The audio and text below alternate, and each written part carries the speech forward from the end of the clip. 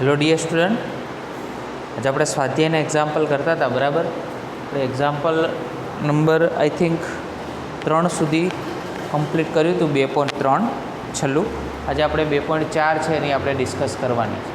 બરાબર, ચલો તો 2.4ની આજે આપણે ડિસ્કશન સ્ટાર્ટ કરીએ. તો સ્ટાર્ટ કરતાં પહેલાં એક તમને ઇન્સ્ટ્રક્શન આપી દઉં કે જ્યારે પણ તમે એક્ઝામ્પલ સોલ્વ કરો છો ત્યારે ટેક્સ્ટ બુક તમારી જોડે હોવી જોઈએ, કારણ કે ક્વેશ્ચન તમારે એમાંથી જોવા પડશે. ક્વેશ્ચન હું બધા અહીંયા તમને સમજાવીશ, પણ ડાયરેક્ટ આપણે અહીંયા આન્સર લખીશું, એટલે તમારી જોડે બુક હોવી જોઈએ. બીજું કે જ્યારે તમે આન્સર લખવા બેસો છો ત્યારે ઉપર તમારે ક્વેશ્ચન પણ લખવાનો છે. બરાબર, પછી તમારે આન્સર લખવાનો છે. ખાસ સમજજો. આ કથનને સ્પષ્ટ રીતે સમજાવો. એટલે હવે જે ક્વેશ્ચન આવે છે ને બધા લોજિકલ ક્વેશ્ચન છે.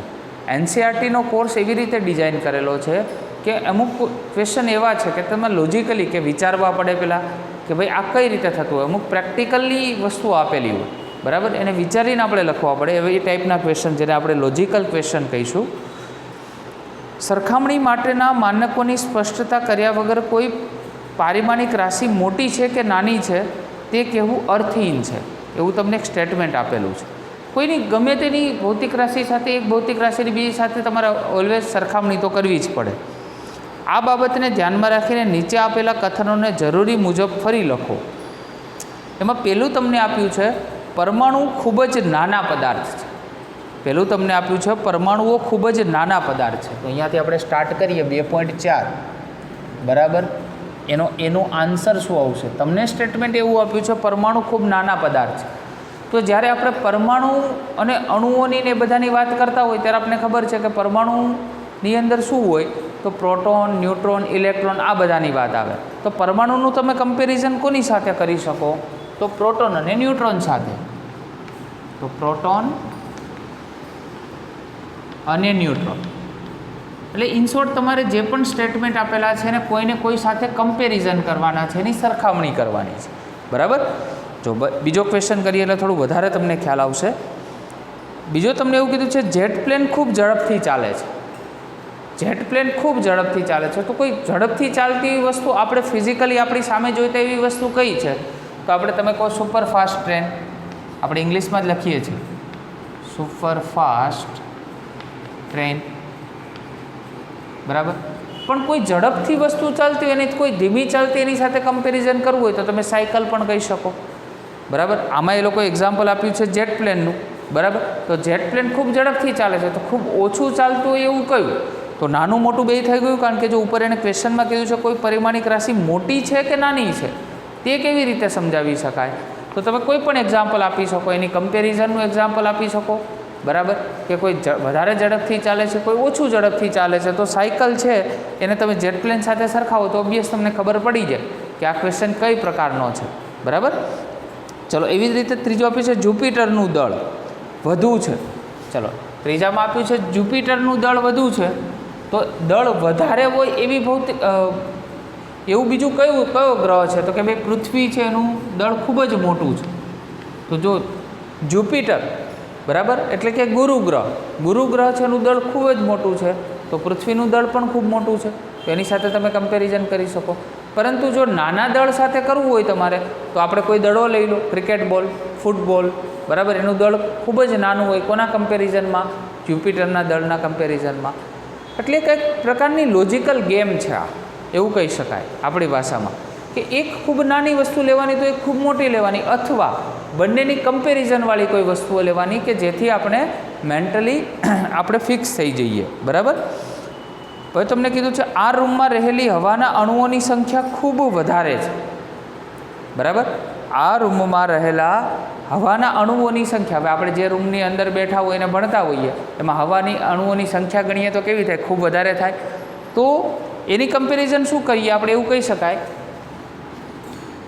કે 1 મોલમાં રહેલા અણુની સંખ્યા તમે જાણો છો 6.022 × 10⁻23 એવોગાડ્રો નંબર. બરાબર, એનું કમ્પેરિઝન કરો. બરાબર, કાં તો એવી રીતે કમ્પેરિઝન કરી શકાય કે આ રૂમની અંદર રહેલા અણુઓની સંખ્યા ઇઝ ઇક્વલ ટુ કોઈ બોક્સમાં રહેલા અણુઓની સંખ્યા. તો ખૂબ જ નાનું હોય ને, બોક્સ આટલું હોય તો એની અંદર અણુઓની સંખ્યા નાની હોય, અને આખા રૂમની આપણે કમ્પેરિઝન કરીએ તો ખૂબ મોટી હોય. ખ્યાલ આવે છે? તો આ બધા લોજિકલ ક્વેશ્ચન છે. અથવા તમે બીજું એક્ઝામ્પલ આ પણ આપી શકો, 1 મોલમાં રહેલા અણુઓની સંખ્યા. ચલો, ઇલેક્ટ્રોન કરતાં પ્રોટોન વધુ દળદાર છે. યાદ રાખો, ઇલેક્ટ્રોન કરતાં પ્રોટોન હંમેશા વધારે જ દળદાર હોય, એટલે એમાં કોઈ કમ્પેરિઝનની જરૂર પડે નહીં. એ સાચું છે સ્ટેટમેન્ટ, એટલે એને ખરું લખવાનું. પ્રકાશની ઝડપ કરતાં ધ્વનિની ઝડપ ખૂબ જ ઓછી છે, તો એ પણ સાચું છે. ટ્રુ હોય એને ડાયરેક્ટ આપણે ટ્રુ લખવાનું છે, બીજું કોઈ કમ્પેરિઝન કરવાનું નથી. ઓકે, ચાલો 2.5ની આપણે ડિસ્કસ કરીએ. નેક્સ્ટ, લંબાઈનો નવો એકમ એવી રીતે પસંદ કરવામાં આવે છે કે શૂન્યાવકાશમાં પ્રકાશની ઝડપ 1 એકમ થાય. એટલે તમને પ્રકાશની ઝડપ તમને આપેલી છે 1 એકમ. અહીંયા આપણે 1 એકમ લખીએ. બરાબર? ચાલો આગળ. જો પ્રકાશને સૂર્ય અને પૃથ્વી વચ્ચેનું અંતર કાપતા કેટલો સમય લાગે છે? 8 મિનિટ અને 20 સેકન્ડ. તો જો અહીંયા મિનિટ છે, અહીંયા સેકન્ડ છે, ના ચાલે. બંનેને એક જ એકમમાં રૂપાંતરણ કરવા પડે. એટલે 1 મિનિટના 60 સેકન્ડ થાય, એટલે આ 60 સેકન્ડ થયા, પ્લસ આ 20 સેકન્ડ તમે કરો એટલે 8 છંક 48, બરાબર, અને પ્લસ 20 સેકન્ડ એટલે ઓવરઓલ કેટલા થયા? 500 સેકન્ડ. થઈ ગયો 1 એકમ. બરાબર. હવે તમારી જોડે ફોર્મ્યુલા કયું છે? તો આપને ખબર છે કે ઝડપ બરાબર અંતર ભાગ્યા સમય. શોધવાનું છે અંતર. જો તો લંબાઈના નવા એકમ સંદર્ભે સૂર્ય અને પૃથ્વી વચ્ચેનું અંતર કેટલું થાય? તો અંતર શોધવું છે એટલે ડીને કરતા બનાવો તો v ગુણ્યા ટી. v એટલે કે ઝડપ તમને આપેલી છે, સમય તમે 500 સેકન્ડ શોધેલો છે, બરાબર. ડી આપણે 500. તમને અહીંયા જેટલા પણ એકમ વી હતું એ એકમમાં આપેલું છે, તો આને પણ તમે એકમના સ્વરૂપમાં કહી શકો. બરાબર, એકમ લખી શકાય. તો આન્સર આવ્યો આપણી પાસે 500 એકમ. બરાબર. ચલો 2.6 એની ડિસ્કસ કરીએ. લંબાઈના માપન માટે નીચે આપેલ સાધનો પૈકી કયું સાધન વધુ સચોટ છે? બરાબર, આપણે વાત કરી હતી સચોટતાની. બરાબર ને, ચોકસાઈ અને સચોટતા. જો તમને કદાચ આ ટોપિકની અંદર કંઈ પણ ડાઉટ હોય તો આપણો સચોટતા, એક્યુરેસી અને પ્રિસિઝન એટલે કે ચોકસાઈ અને સચોટતાવાળો જે પણ લેક્ચર છે એને ફરી એકવાર તમે રિવાઇઝ કરી શકો છો. બરાબર. વર્નિયર કેલિપર્સ પહેલું આપ્યું છે. વર્નિયર કેલિપર્સ જેના વર્નિયર માપમાં 20 વિભાગ છે. વર્નિયર કેલિપર્સ એક સાધન છે, કદાચ આપણે લેક્ચરની અંદર એ પણ સમજાવેલું છે તમને. બરાબર, આગળના લેક્ચર તમે રિવાઇઝ કરો તો તમને ખ્યાલ આવી જાય. એક સ્ક્રૂ ગેજ જેનું પેચ અંતર, સ્ક્રૂ ગેજની પણ આપણે માઇક્રોમીટર સ્ક્રૂ ગેજની પણ ચર્ચા કરેલી છે. આ બધા લંબાઈ માપવા માટેના સાધનો છે જે આપણે લેબોરેટરીની અંદર બધા યુઝ થાય છે અને આપણે એના પ્રેક્ટિકલ કરવાના હોય છે. એક પ્રકાશીય યંત્ર જે પ્રકાશની તરંગ લંબાઈ સુધીની લંબાઈ માપી શકે છે. જો તો આ ત્રણમાંથી કયું વધુ સચોટ છે? તો આપણે ઓબ્વિયસ ખબર પડી જાય, વર્નિયર કેલિપર્સ અને સ્ક્રૂ ગેજ છે. બરાબર, એનું જે માપન છે એ કંઈક લિમિટેશન માટે છે. બરાબર, ઓછી લંબાઈના માપન છે. પણ આપણે થિયરીમાં પણ વાત કરેલી છે કે ઓપ્ટિકલ ઇન્સ્ટ્રુમેન્ટ એટલે કે પ્રકાશીય યંત્ર છે એ સૌથી નાના ક્રમની લંબાઈના માપન માટે યુઝ થાય છે. એની અંદર તમને યાદ હોય તો આપણે દ્રશ્ય પ્રકાશનો ઉપયોગ કર્યો હતો. એમાં 4000 એંગસ્ટ્રોમથી 7000 એંગસ્ટ્રોમ, બરાબર, એને મીટરમાં કન્વર્ટ કરીએ તો 4 ગુણ્યા 10⁻7 એટલે લગભગ 10⁻7 સુધી તો એ કરી શકે છે, જે ઉપરના બે સાધનો નથી કરી શકતા. તો આ ત્રણમાંથી કોણ વધારે એક્યુરેટ થયું કહેવાય? તો સી નંબર. તો અહીંયા આપણે લખી શકાય પ્રકાશીય યંત્ર, બરાબર, વધારે સચોટ છે. બરાબર. ચાલો 2.7 એક વિદ્યાર્થી 100 મોટવણી ધરાવતા માઇક્રોસ્કોપ વડે માનવ વાળની જાડાઈ માપે છે, બરાબર. તે 20 અવલોકન નોંધે છે અને નક્કી કરે છે કે માઇક્રોસ્કોપના દ્રશ્ય ક્ષેત્રની વાળની જાડાઈ 3.5 મિલીમીટર છે, બરાબર. તો વાળની અંદાજિત જાડાઈનું અનુમાન કરો, બરાબર. એક વિદ્યાર્થી 100 મોટવણી ધરાવતા, યાદ રાખજો મોટવણીને એમ વડે દર્શાવવામાં આવે છે, બરાબર. આપણે 12th સાયન્સના ચેપ્ટર નંબર 9ની અંદર એનો અભ્યાસ કરીશું, બરાબર. મોટવણી તમને આપેલી છે 100, બરાબર. માઇક્રોસ્કોપ વડે માનવ વાળની જાડાઈ માપે છે, બરાબર. તે 20 અવલોકનો નોંધે છે અને નક્કી કરે છે કે માઇક્રોસ્કોપના દ્રશ્ય ક્ષેત્રમાં વાળની જાડાઈ 3.5 મિલીમીટર છે. હવે જોજો ખાસ, માઇક્રોસ્કોપના દ્રશ્ય ક્ષેત્રમાં વાળની જાડાઈ તમને આપેલી છે, તો અંદાજિત જાડાઈ તમારે માપવાની છે, બરાબર. એટલે કે તમને આભાસી જાડાઈ તમને આપેલી છે એવું કહી શકાય. અને એ જે આપણે કેટલી આપેલી છે 3.5. ખાસ ધ્યાન રાખજો, કેમ આભાસી કહીએ છીએ? કારણ કે માઇક્રોસ્કોપ વડે માપે છે, એટલે એ સાચી નથી, બરાબર. તો અહીંયા લખી દઈએ આપણે આભાસી જાડાઈ. એટલે માઇક્રોસ્કોપ વડે મપાયેલી કેટલી આપેલી છે 3.5 મિલીમીટર. તો વાળની અંદાજિત જાડાઈ એટલે કે સાચી જાડાઈ એ તમારે માપવાની થાય. તો આના માટે તમારે સૂત્ર યાદ રાખવું પડશે. મોટવણી એમ બરાબર ઉપર હંમેશા આભાસી હોય અને નીચે હંમેશા સાચું અવલોકન હોય, એટલે કે સાચી જાડાઈ હોય, બરાબર. આ સૂત્ર થઈ ગયું આપણી જોડે. આપણે શોધવી છે સાચી જાડાઈ. આની આપણે ચર્ચા કરીશું. મેં કીધું એ પ્રમાણે ધોરણ 12 સાયન્સની અંદર આભાસી જાડાઈ તમને આપેલી છે 3.5 મિલીમીટર અને એમ જતા રહેશે નીચે, એની કિંમત આપણે આપેલી છે 100, બરાબર. એટલે કે સાચી જાડાઈ બરાબર 0.035 મિલીમીટર થાય. ચલો મિલીમીટરને પહેલાં મીટરમાં કન્વર્ટ કરો એટલે 10⁻³ હવે તમને યાદ હોવું જોઈએ, ટેબલ આપણે સમજાવેલું છે, બરાબર ને. ચાલો, તો આપણે આને કદાચ માની લો કે સેન્ટીમીટરમાં કન્વર્ટ કરવું છે તો ઘાત -2 જોઈએ.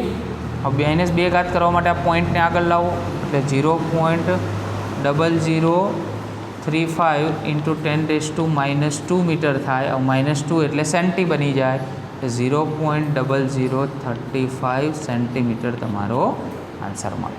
ક્લિયર? તમારે એક આ મોટવણીનું આમાં સૂત્ર યાદ રાખવાનું થાય અને મોટવણીના સૂત્રનો અભ્યાસ આપણે આગળ પણ એક દાખલાની અંદર કરીશું. ચલો, આગળ છે આપણી જોડે 2.8, બરાબર. નીચેના પ્રશ્નોના જવાબ આપો. પેલું કીધું છે તમને એક દોરી અને મીટર પટ્ટી આપેલ છે, તમે દોરીની જાડાઈ કેવી રીતે નક્કી કરશો? બરાબર. દોરીની જાડાઈ એટલે એકચ્યુઅલમાં જાડાઈ કરતાં વધારે શબ્દ સારો વાપરીએ આપણે દોરીનો વ્યાસ, બરાબર. એ તમે કઈ રીતે નક્કી કરશો? કેટલી જાડી છે દોરી, એ કેવી રીતે નક્કી થઈ શકે? તો એના માટેની એક મેથડ છે. આવી રીતે તમને એક દોરી આપેલી છે અને આવી રીતે એક મીટર સ્કેલ આપેલું છે, એટલે મીટર પટ્ટી આપેલી છે જેના દ્વારા તમે માપી શકો, બરાબર. આ રીતે છે. તો તમારે શું કરવાનું? એક લાંબો કોઈ એક સળિયો લેવાનો, નળાકાર ટાઈપનો, અને આ દોરી છે એની ઉપર આ રીતે વીંટાળી દેવાની. આ દોરી જેટલી પણ તમને આપેલી છે લંબાઈને આની ઉપર વીંટાળી દો, બરાબર. હવે દોરીને કંઈક લંબાઈ હશે, આને આપણે લંબાઈને L કહી દઈએ, બરાબર. તો અહીંયા એક ફોર્મ્યુલા બનશે દોરીની જાડાઈ, બરાબર. જોજો ખાસ, બરાબર. દોરીની જે લંબાઈ હશે એને કોના વડે ડિવાઈડ કરવાના? એની આટાની સંખ્યા. એટલે જો 1, 2, 3 એવા આટાઓ છે તો અહીંયા આટાઓની સંખ્યા, આ લંબાઈ છે ને આટાની સંખ્યા વડે તમે ભાગી નાખશો એટલે તમને કંઈક વ્રિંકલ્સ મળશે, એવા ગોલ રાઉન્ડ શેપ મળશે, બરાબર. એ ગોલ રાઉન્ડ શેપ મળે તો એને ઉપરથી એનો આપણે ડાયામીટર ઇઝીલી મેજર કરી શકીએ, બરાબર. એની જાડાઈ આપણે મેજર કરી શકીએ, કેટલું જાડું છે આપણે એની ઉપરથી ખ્યાલ આવી જાય, બરાબર. એટલે એ પ્રમાણે એની આપણે જાડાઈ મેજર કરવી હોય તો એના માટેની ફોર્મ્યુલા બને, દોરીની લંબાઈ જે હોય એને એની આટાની સંખ્યા વડે શું કરવાનું, ડિવાઈડ કરવાનું, બરાબર. તો આ આપણું સૂત્ર છે 2.8 એમાં એ ભાગની અંદર, બરાબર. ચલો બી પાર્ટની અંદર શું આપેલું છે જોઈએ. એક સ્ક્રૂ ગેજમાં પેચ અંતર 1 મિલીમીટર અને વર્તુળાકાર સ્કેલ પર 200 વિભાગ છે. શું તમે વિચારી શકો છો કે વર્તુળાકાર સ્કેલ પર વિભાગોની સંખ્યા સ્વેચ્છાએ વધારીને તેની સચોટતા વધારી શકાય?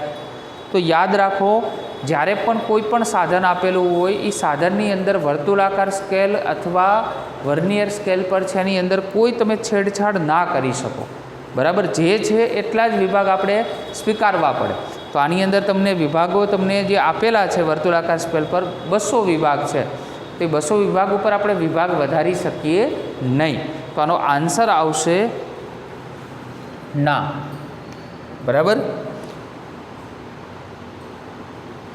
અહીંયા લખી દઈએ વર્તુળાકાર સ્કેલ પર વિભાગોની સંખ્યા ના વધારી શકાય,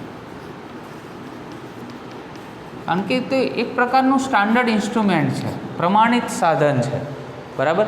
એની અંદર આપણે કોઈ બીજી છેડછાડ કરી શકીએ નહીં.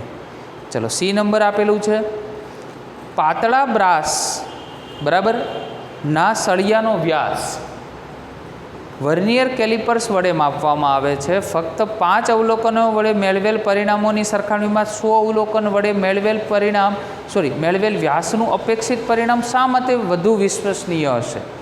તો ઓબ્વિયસ છે કે તમે કોઈ એક રીડિંગ છે 5 વખત લો છો અને એ સાધનનું રીડિંગ તમે 100 વખત લો છો, તો કોનું વધારે સાચું હશે, કોનું વધારે સારું રિઝલ્ટ હશે, ચોક્કસ હશે, સચોટ હશે. તો તમે ઓબ્વિયસ કહેશો સર 100 વખત લીધેલું હશે ને વધારે સારું હશે. કેમ કે જેટલી વખત અવલોકનની સંખ્યા વધારે એટલી એની સચોટતા વધારે. એક સિમ્પલ લોજિક છે, જેટલી અવલોકનની સંખ્યા વધારે એટલી સચોટતા વધારે. સિમ્પલ હું તમને એક એક્ઝામ્પલ આપું, બરાબર. કે સચિન તેંડુલકર છે, બરાબર, એની આપણે કમ્પેરિઝન છે એ હાર્દિક પંડ્યા જોડે કરીએ તો ઓબ્વિયસ તમે કહેશો સચિન તેંડુલકર વધારે, સચિન તેંડુલકર છે વધારે સારો બેટ્સમેન છે, આપણે એવું કહી શકાય, બરાબર, હાર્દિક પંડ્યાની કમ્પેરિઝનમાં. કેમ? કારણ કે હાર્દિક પંડ્યા છે એ બધું ઉડજુડિયું બેટ છે, કંઈ નક્કી નહીં, આવે ને ઘા કરે ને જતું રહે ને લાગી જાય તો કદાચ લાગી જાય, બરાબર, અને બેટમાં બોલ બધા આવી જાય તો બધા ફટકાઈ મારવાનું ચાલુ કરી દે. પણ સચિન તેંડુલકર છે એનું આપણો રેકોર્ડ જોઈએ તો આપણે એટલી ખબર પડે કે એની સેન્ચુરી કેટલી છે, એની હાફ સેન્ચુરી કેટલી છે, એટલે એને વધારે વખત પરફોર્મન્સ આપ્યું છે, એટલે વધારે એક્યુરેટ છે. કોના કમ્પેરિઝનમાં? હાર્દિક પંડ્યાના કમ્પેરિઝનમાં. ક્લિયર? તો આવી રીતે તમે કોઈ કમ્પેરિઝન કરી શકો, એના પરથી કહી શકો કે 100 અવલોકન વડે મેળવેલ વ્યાસનું અપેક્ષિત પરિણામ હંમેશા વધુ વિશ્વસનીય હશે. તો અહીંયા લખી દઈએ 100 અવલોકન વડે મેળવેલ પરિણામ વધુ વિશ્વસનીય હશે, બરાબર. ચલો 2.9 એક મકાનનો ફોટોગ્રાફ 35 મિલીમીટરની સ્લાઇડ પર 1.75 સેન્ટીમીટર સ્ક્વેર ક્ષેત્રફળને આવરી લે છે, બરાબર. 35 મિલીમીટરની સ્લાઇડ પર 1.75 સેન્ટીમીટર ક્ષેત્રફળને આવરી લે છે. એનો મતલબ તમને વસ્તુનું ક્ષેત્રફળ આપેલું છે. વસ્તુ એટલે આપણે એક કામ કરીએ, વસ્તુ આપણે કીધેલી જ છે એટલે એ જ લઈએ. તો કે ભાઈ ફોટોગ્રાફનું ક્ષેત્રફળ, એટલે આ સાચું ક્ષેત્રફળ છે એ આપેલું છે તમને 1.75 સેન્ટીમીટરનો સ્ક્વેર, બરાબર. હવે આ સ્લાઇડને પડદા પર પ્રોજેક્ટ કરતાં પડદા પર મકાનનું ક્ષેત્રફળ 1.55 મીટર સ્ક્વેર મળે છે. હવે આ જ વસ્તુ, આ એક ફોટોગ્રાફ છે, એનું ક્ષેત્રફળ આટલું છે. હવે એને પ્રોજેક્ટર પર લઈ જવામાં આવે છે. હવે પ્રોજેક્ટર ઉપર લઈ જાઓ પછી જે તમને પ્રતિબિંબ મળે હંમેશા કેવું હોય? આભાસી હોય, બરાબર. એ ભાસ થાય આપણે કે આવું છે, બાકી એકચ્યુઅલ તો આપણે ખબર છે તો આટલું જ છે, બરાબર. તો બીજું આપણે જે ક્ષેત્રફળ છે એમાં લખી શકીએ કે આભાસી ફોટોગ્રાફનું ક્ષેત્રફળ જે તમને આપેલું છે 1.5 મીટરનો સ્ક્વેર. હવે જોજો, આ સેન્ટીમીટર છે, આ મીટર છે, પહેલાં તો એ ના ચાલે, તો પહેલાં સેન્ટીમીટરને મીટરમાં કન્વર્ટ કરવું પડે, બરાબર. તો અહીંયા જ આપણે કરી નાખીએ. તો અહીંયા હવે લખી દઈએ ફોટોગ્રાફનું સાચું ક્ષેત્રફળ બરાબર 1.75 સેન્ટીમીટર સ્ક્વેર. હવે 1 સેન્ટીમીટરના મીટર મારે તમને સમજાવવાની જરૂર નથી, કારણ કે ટેબલમાં ઓલરેડી આપણે બધું તમને કહી ચૂકેલા છીએ. 1.75 આ 10⁻⁴ અને મીટરનો સ્ક્વેર બની જાય, બરાબર. હવે તમારે શોધવાનું શું છે? તો પ્રોજેક્ટર અને પડદાની ગોઠવણીની રેખીય મોટવણી શોધવાની છે તમારે, બરાબર. રેખીય મોટવણી તમારે શોધવાની થાય. તો રેખીય મોટવણી શોધતા પહેલાં યાદ રાખો કે તમારે ક્ષેત્રીય મોટવણી શોધવી પડે, કારણ કે અહીંયા ક્ષેત્રફળ આપેલું છે, બરાબર. ક્ષેત્રફળ આપેલું હોવાથી સૌ પ્રથમ આપણે ક્ષેત્રીય મોટવણી શોધીએ. તો ક્ષેત્રીય મોટવણીની ગણતરી અહીંયા કરીએ. ક્ષેત્રીય મોટવણી જે પ્રમાણે મેં હમણાં તમને સૂત્ર સમજાવ્યું કે મોટવણી હંમેશા ઉપર આભાસી અને નીચે સાચું, એ રીતે તમે યાદ રાખી શકો, બરાબર. પછી કોઈ પણ પ્રકારની મોટવણી હોય તો જો અહીંયા જાડાઈ હતી તો આપણે આભાસી અને સાચી જાડાઈ લીધી, તો અહીંયા શું લઈશું? શોર્ટમાં લખીએ સાચું, સોરી, ઉપર આભાસી આવશે, આભાસી ક્ષેત્રફળ અને છેદમાં સાચું ક્ષેત્રફળ. બોલો, આભાસી ક્ષેત્રફળ કેટલું આવશે? તો આભાસી ક્ષેત્રફળ આપણી જોડે 1.55 આપેલું છે અને સાચું ક્ષેત્રફળ આપણી જોડે કન્વર્ટ કરેલું છે 1.75 × 10⁻⁴. તો કેલ્ક્યુલેટરની અંદર પહેલાંની ગણતરી કરીએ. 1.55 / 1.75 0.88, પછી તમને આપેલું છે 57 અને 10⁴ ઉપર જશે એટલે કેવી થશે? પ્લસ. યાદ રાખો, મોટવણીને કોઈ પ્રકારનો એકમ હોતો નથી. આપણે જોઈએ છે રેખીય મોટવણી. તો રેખીય મોટવણી બરાબર સૂત્ર યાદ રાખશો, અંડર રૂટમાં ક્ષેત્રીય મોટવણી. શું થાય? ઇંગ્લિશમાં આને કહેવાય મેગ્નિફિકેશન ઓફ એરિયલ મેગ્નિફિકેશન, અને આને મેગ્નિફિકેશન ઓફ લિનિયારિટી ml. તો આને સિમ્બોલના સ્વરૂપમાં લખવું હોય તો √ma લખાય, બરાબર. હવે √ma છે એટલે 0.8857 અને 10⁻⁴ કેટલા થશે આપણી જોડે? 4 થશે, બરાબર ને. હવે 10⁻⁴ જે થાય છે, બરાબર, એનું આપણે √ લઈએ 0.8857 એનું √ આન્સર આવે છે 0.94 × 10⁻², બરાબર.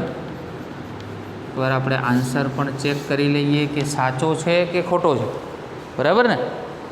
0.94.11 આપ્યું છે, એટલે આને ટૂંકમાં આ બાજુ 2 પોઈન્ટ લઈ જઈએ તો 10⁻² છે એને દૂર કરવું હોય તો આપણે કરી શકાય. એ રીતે આન્સર આપ્યો. તમે આ રીતે લખો તો પણ આન્સર આપણો રાઈટ જ કહેવાય, આન્સર કોઈ ખોટો નથી, બરાબર.